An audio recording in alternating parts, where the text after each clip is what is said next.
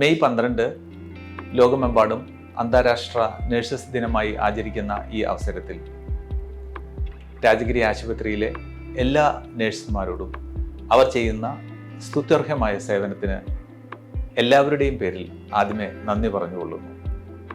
ഒരു നേഴ്സിൻ്റെ ജീവിതം എന്ന് പറയുന്നത് അതൊരു ജോലിയേക്കാൾ ഉപരി രാപകലില്ലാതെ അധ്വാനിച്ച്, പലപ്പോഴും ഒരു നൈറ്റ് ഡ്യൂട്ടി എന്ന് പറയുന്നത് ഒരു മിനിറ്റ് പോലും ഉറങ്ങാതെ രോഗികളെ പരിചരിക്കുകയും അവർക്ക് വേണ്ട മരുന്നുകൾ നൽകുക, അവരെ പരിചരിക്കുക, ശുശ്രൂഷിക്കുക.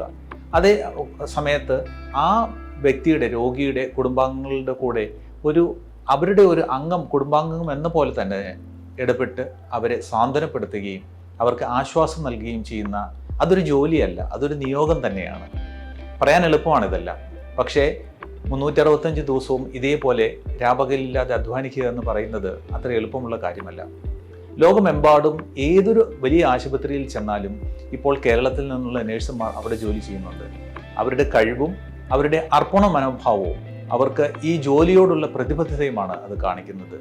അതുകൊണ്ടാണ് ലോകമെമ്പാടും കേരളത്തിൽ നിന്നുള്ള നഴ്സുമാർ ഇത്ര പ്രിയപ്പെട്ടത് ആയിക്കൊണ്ടിരിക്കുന്നത്. പലപ്പോഴും ഒരു ഡോക്ടർമാർ വളരെ ചുരുങ്ങിയ സമയം മാത്രമാണ് ചിലപ്പോൾ രോഗിയുടെ അടുത്ത് ചിലവാക്കുന്നത്.